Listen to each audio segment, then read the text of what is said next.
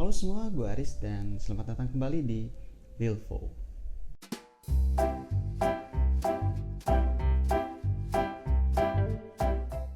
Nah, kali ini kita akan bahas tentang histori dan evolusi dari topi.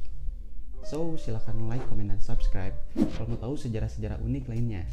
Dan langsung aja, inilah dia sejarah topi.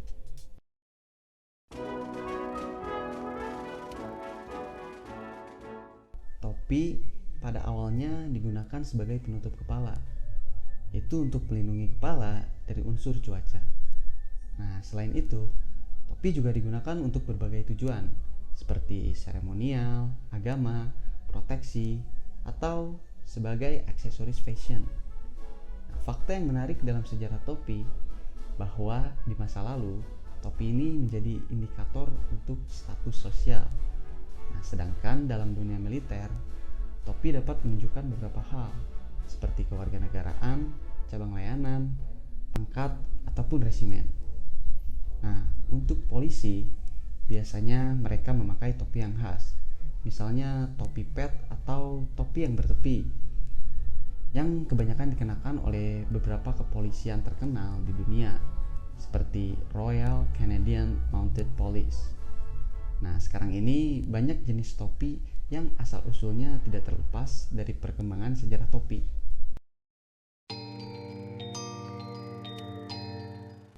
Nah, dan sebenarnya nggak banyak juga nih catatan resmi mengenai sejarah topi di tahun 3000 sebelum Masehi. Tapi para arkeolog berpendapat bahwa Venus of Brazenpoy dari 20.006 tahun yang lalu itu kemungkinan bisa menggambarkan topi. Nah, ada salah satu topi yang dikonfirmasi dikenal paling awal, yaitu sebuah topi yang dikenakan oleh seorang pria di zaman perunggu. Dan pria ini tuh dijuluki sebagai Otzi. Tubuhnya termasuk topi ditemukan beku di sebuah gunung antara Austria dan Italia, yang diperkirakan sudah ada di sana sejak sekitar tahun 3300 sebelum Masehi. Otzi ditemukan mengenakan topi berkulit beruang dengan tali di dagu, yang terbuat dari beberapa kulit yang dijahit secara bersama-sama. Nah, topi ini tuh hampir menyerupai topi bulu dari Rusia, namun tanpa flaps.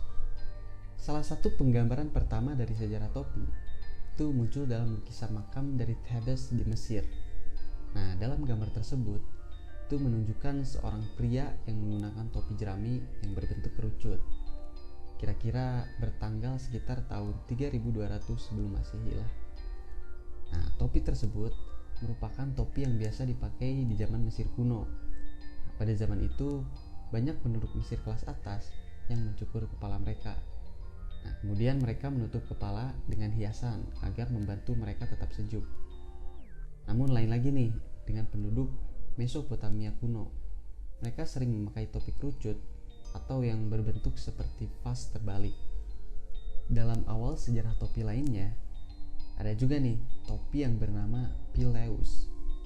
Topi yang berbentuk batok kepala sederhana, seperti topi yang dikenal sebagai Phrygian cap. Nah, topi tersebut dipakai oleh budak yang telah merdeka di Yunani dan di Roma. Topi pileus ini menjadi ikon di Amerika selama Perang Revolusi dan Revolusi Prancis. Itu sebagai simbol perjuangan untuk kebebasan melawan monarki. Selain itu, ada Greek Petasos, yaitu topi matahari asal Thessalian yang dipakai oleh orang Yunani kuno. Nah, topi ini tuh adalah topi pertama yang dikenali memiliki brim atau pinggiran topi. Serupa seperti Otzi, ada juga nih manusia yang menggunakan topi yang diawetkan bahkan hingga sampai hari ini. Nah, manusia itu tuh disebut Tolund. Tolund diperkirakan telah wafat dari sekitar tahun 400 sebelum Masehi di sebuah rawa di Denmark dan telah dijadikan mumi. Dan mumi tersebut itu menggunakan sebuah topi runcing yang terbuat dari kulit domba dan wool yang diikat di bawah dagu dengan tali kulit yang tersembunyi.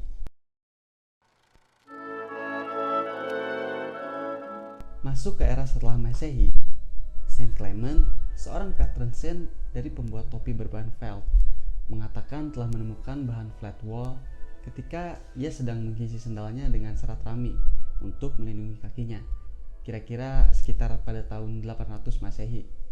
Nah, pada abad pertengahan, topi Topi merupakan penanda status sosial dan digunakan sebagai kekhususan bagi kelompok tertentu.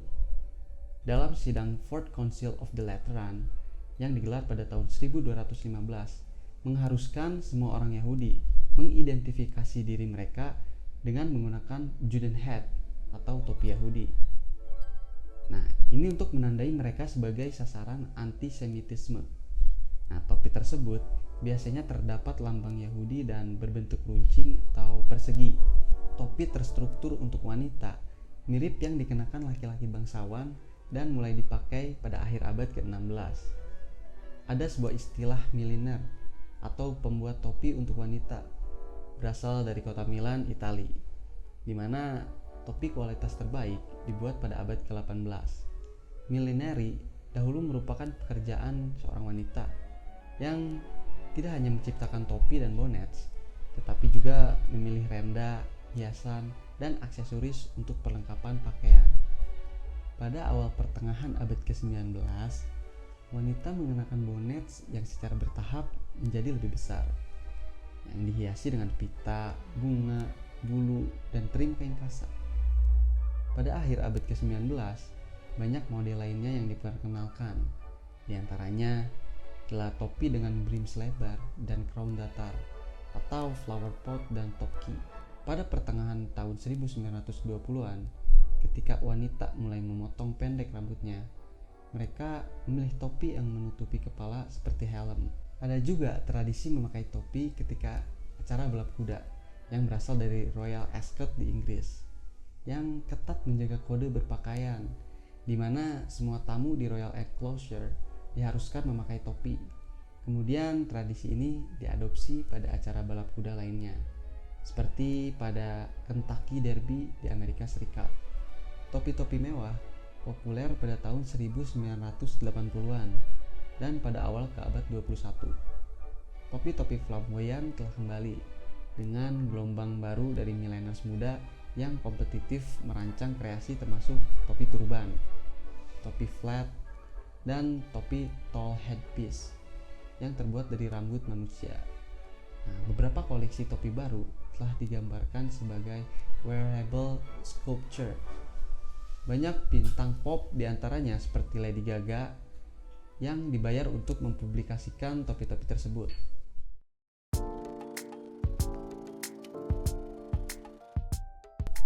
Perkembangan topi selain memiliki fungsi sebagai pelindung kepala, itu juga memiliki tujuan tertentu. Contohnya seperti hard hat, yaitu topi keras yang melindungi kepala para pekerja konstruksi dari cedera oleh benda jatuh. Dan contoh lainnya adalah custodian helmet pada polisi Inggris yang berfungsi melindungi kepala petugas. Dan ada juga sun hat yang berfungsi sebagai topi untuk melindungi wajah dan bahu dari terik matahari. Lalu ada topi koboi yang digunakan untuk melindungi dari terik matahari dan hujan juga. Kemudian topi bulu ushanka dengan penutup telinga yang menjaga kepala dan telinga agar tetap hangat. Ada juga beberapa topi yang dikenakan untuk keperluan upacara. Misalnya seperti topi toga yang dipakai selama upacara kelulusan untuk universitas. Beberapa topi juga ada yang dikenakan oleh anggota profesi tertentu, seperti toki yang dikenakan oleh koki. Dan selain itu, ada beberapa topi yang memiliki fungsi keagamaan, seperti topi mitres yang dikenakan oleh kaum uskup, topi turban yang dikenakan oleh kaum Sikh, dan peci yang dikenakan oleh lelaki muslim. Seiring dengan perkembangan fashion, maka banyak bermunculan topi terlepas dari asal-usulnya. Seperti misalnya topi baseball yang merupakan bagian dari seragam baseball. Nah, karena memiliki fungsi dan desain yang sederhana, topi baseball akhirnya digunakan oleh cabang olahraga lain juga. Nah, jenis topi baseball pun dijadikan sebagai bagian dari seragam militer dan kepolisian. Lalu, topi baseball akhirnya banyak digunakan oleh masyarakat sebagai bagian dari pakaian kasual sehari-hari. Dan mulai bermunculan juga nih ragam jenis topi baseball seperti topi snapback dan topi trucker. Terima kasih buat yang udah nonton, jangan lupa di komen, like, dan subscribe. and see you on the next video.